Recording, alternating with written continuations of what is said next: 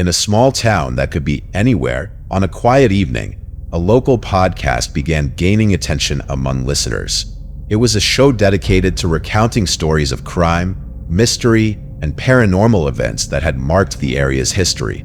Listeners enjoyed the host's well-researched narratives, which were filled with chilling details. He had built a loyal following over time.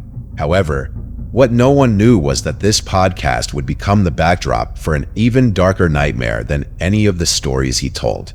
The host of the show, Marcos Valdez, was chosen for his ability to narrate events in such vivid detail that it seemed as though he had lived them himself, and his descriptions were so precise and immersive that listeners felt as though they were right there in the middle of the action. What began as a passion project soon turned into something much more sinister. Each episode, Marcos narrated gruesome events, murders from the past, and unsolved cases, all with a sharp eye for detail. Sometimes, he would talk about mysterious murders that had never been solved or disappearances that still left the community on edge. Occasionally, his stories were more personal, more tied to his own town. His voice was deep, controlled, and almost hypnotic. The podcast quickly took on a life of its own, becoming a topic of conversation not only in the town's coffee shops and bars, but in people's homes, where families gathered around their devices to listen to Marcos's latest chilling tales. Yet, what began as entertainment soon started to take an unsettling turn. The strange sensation that the events he described were somehow too close to reality was starting to seep in. Sometimes, the dates of the crimes he mentioned aligned perfectly with events that were about to happen, as if the podcast were predicting the future. What was initially dismissed as coincidence began to feel more like a pattern, and this unsettling feeling only deepened with time. Marcos was unaware of the truth behind his stories. Each episode felt like a new chapter in an endless tale, but fate had other plans. His most recent episode detailed a seemingly typical murder, the kind of story he told often, but with a detail that would change everything. He described, with eerie accuracy, how a victim would be attacked, even mentioning the streets the person would walk down and the exact time the crime would take place. The listeners, for the most part, took this as part of his macabre storytelling, but one person did not.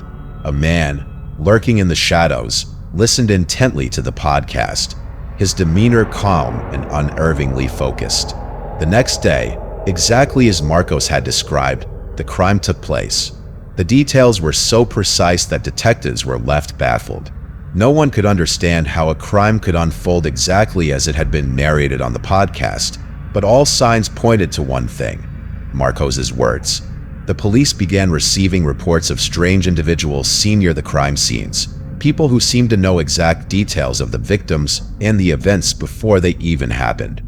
Meanwhile, Marcos, completely unaware of the gravity of the situation, continued recording his episodes as usual, oblivious to the chaos his voice was beginning to unleash. In the following days, the pattern continued. The crime he narrated happened hours later, with terrifying accuracy. No one could fathom that the podcast, a simple local horror story show, had taken a twisted turn toward the supernatural. What was happening was beyond belief.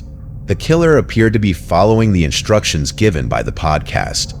It was as though the crime was being premeditated through Marcos's words, and every detail he described seemed to become a prophecy.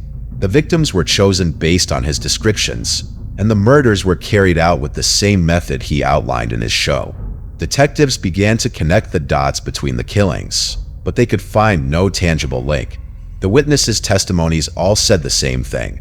They were all listeners of the podcast, and many mentioned how something didn't feel right about how the crimes lined up with the stories Marcos told. For his part, Marcos couldn't shake off the odd behavior of his audience. He began receiving strange messages on his social media, messages from people thanking him for his advice on how to avoid something bad happening to them or how to face their own fears.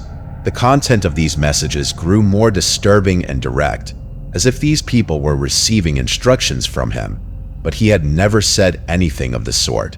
One anonymous user wrote, "Thank you for telling me where to find my next victim.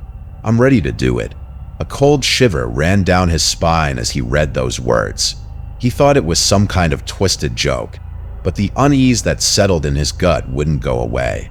It was then that he realized something far darker was at play. This wasn't just a coincidence. The podcast, his words, were influencing something far more sinister. The killer had begun to act as if he were following the very script of the podcast. Marcos tried to alert the authorities, but it was too late. The killer was already on the loose, and his name, his face, had become a specter haunting the city. The police began tracking the patterns of the crimes, but they were faced with a wall of uncertainty. They had no idea who was behind the murders or how to stop them. Meanwhile, the podcast's audience was growing, and the strange messages continued flooding Marcos's inbox, with no one understanding what was truly happening. The tension mounted day by day. The killings grew more brutal, and the descriptions of the victims seemed ripped straight from Marcos's narratives. Marcos finally decided to stop recording. He couldn't bear the thought that his words might be inspiring more deaths. But even then, the audience didn't stop. Pirate versions of his podcast began to appear online, and the murders didn't cease. The killer had learned how to manipulate the content, and now it seemed as if he was writing his own script. The horror story that began as a simple form of entertainment had transformed into a dark and twisted reality. Now, I leave you with this chilling thought. Would you dare to listen to a story that could turn into your worst nightmare? If you enjoyed this story, make sure to leave a like, subscribe to the channel, and leave a comment telling me what you think about what you just heard. What would you do if you found out that the stories you listened to might come true? Let me know in the comments. See you in the next video.